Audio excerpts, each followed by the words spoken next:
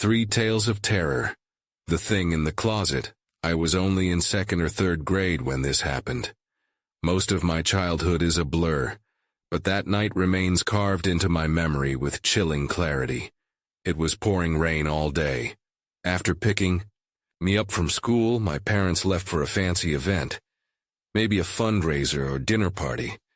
They had planned to return that night, but the storm turned dangerous. Roads became impassable, so they called me to say they'd spend the night at a friend's house nearby. I remember them apologizing over and over for leaving me alone, but I was thrilled. Unlimited candy and no bedtime. It felt like a dream. My mom gave me instructions over the phone. Lock all the windows and doors, leave a light on, and shut all the blinds. I promised I'd do it, eventually. Instead, I plopped onto the living room couch and watched TV until the sugar crash knocked me out cold. I woke up hours later, the TV in sleep mode. The house felt freezing. Odd, but I chalked it up to the storm. Remembering my mom's checklist, I got up groggily and did it all. Locks, blinds, windows, everything was sealed. Still, the chill lingered. I trudged upstairs to bed. That's when I finally realized how violent the storm had become. My bedroom window rattled as rain and wind slammed against it. Lightning flashed, thunder boomed, and I lay there wide awake. Then I heard it. Creak, wood shifting. But my floor was carpeted. I sat up, alert. Another flash of lightning lit up my room. Everything looked normal, until my eyes fell on the closet. Its door was open. I was certain I'd shut it. I didn't scream. I didn't move. I slid out of bed and tiptoed to the door. That walk felt endless.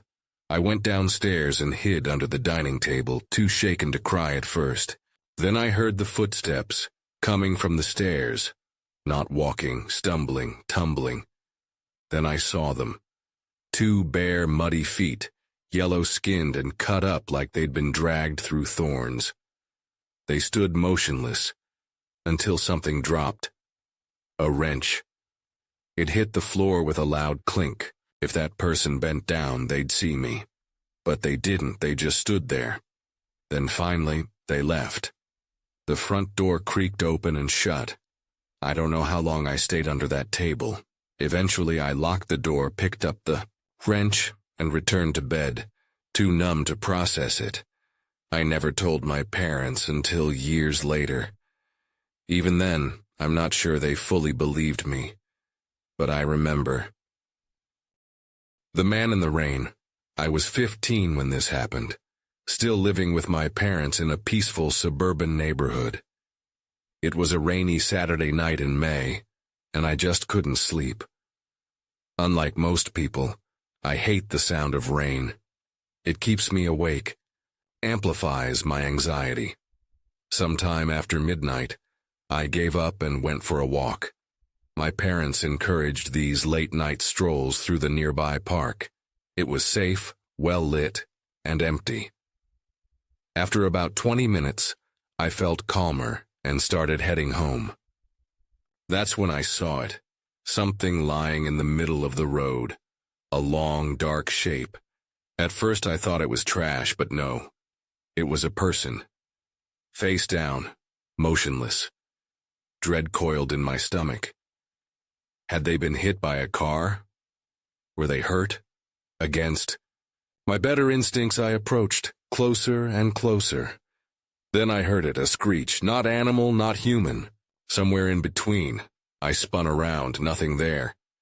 But when I turned back to the road, he was sitting up, staring straight at me. I froze. My vision tunneled.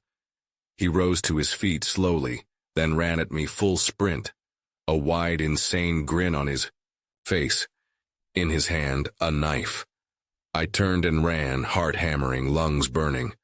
I didn't go home. I ran into the trees, ducked behind thick trunks, praying he'd lose me.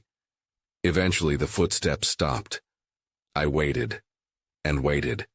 Then, taking the long route, I slipped home and collapsed. I never saw him again, but I'll never forget the way he smiled. 3. The Axe in the Trees. I'm 29 now. I've always found peace in solitude, especially camping deep in the woods where no one can find you.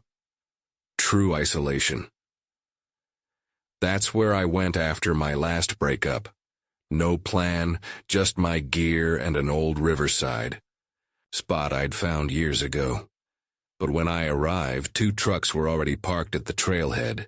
I nearly turned around, but figured, hey, it's a long river. I probably won't see them. I hiked in and passed 2 bearded men fishing. One of them awkwardly covered something under his jacket as I passed. Then he called out, "Just target shooting cans. Didn't mean to spook you." Weird. His voice shook. It felt rehearsed. I found a spot further down, hidden among the trees. Set up camp. Tried to enjoy the quiet drizzle. Later, as I sat on the rocks by the river, I noticed one of the men on the opposite bank. He waved. I waved back. Then he shouted, "What's your name?" Without thinking, I told him, "Anisha." He pulled out something, looked like a disposable camera, and snapped a photo of me. No smile, no words. Then turned and walked away. I was rattled. That night I lay in the tent, sleepless. The storm picked up. Then I heard it. Footsteps, deliberate, circling my tent. I grabbed my gun, unzipped the flap, and shined my flashlight into the dark. He was standing just beyond the trees, blank expression, soaking wet, and in his hand, an axe. I leveled the gun and yelled, "Leave now or I'll shoot." No reaction. He mumbled something. Ivan told me not to come. I had to take care of Ivan. I fired into the trees. He stumbled. I shouted again, made him drop the axe, then forced him to toss out my gear. Once I packed the essentials, I threw his shoes deep into the woods and told him to walk away. I didn't stop watching until he was gone. Then I ran, alone, through the wet, dark forest. And I never looked back. Some places were never meant to be visited. Some encounters were never meant to happen. But once you see them, you never unsee them.